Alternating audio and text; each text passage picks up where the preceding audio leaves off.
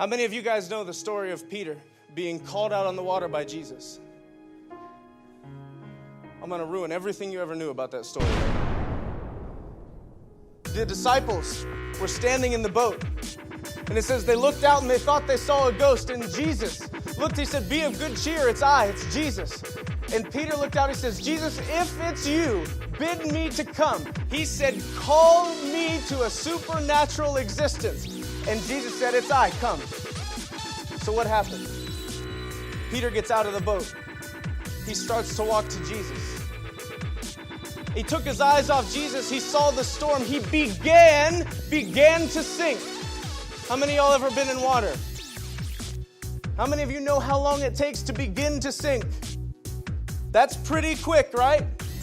There was nothing supernatural about him falling on his face. He naturally fell on his face, meaning he sank as quick as you think he would have.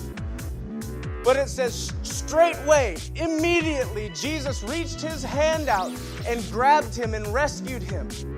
Do you know how far this young man was allowed to fall down in the water before Jesus stretched out his arm? Not very long. And the part that we neglect to see is that it says when they returned to the boat. What's happening right now, guys?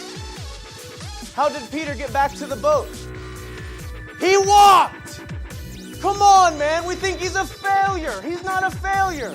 He started to sink for a half a second. Jesus laid hold of him, and they lived a supernatural existence. We don't realize that he grabbed him before he could even fail, and he caused him to walk on the water back to the boat. This is the God we serve. The gospel says he did, not you can. Step out. If you step into that supernatural existence, you might stumble for a half a second, but the God of creation, the Lord of Lords, the King of Kings will stretch out straightway and guarantee that you can stand on something you'll never stand on.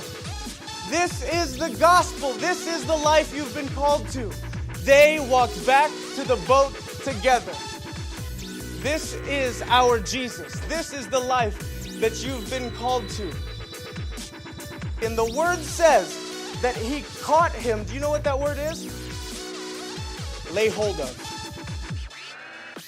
That means you press on to lay hold of that which Christ has laid hold of you. A supernatural, above the bar, perfect existence. That is the gospel.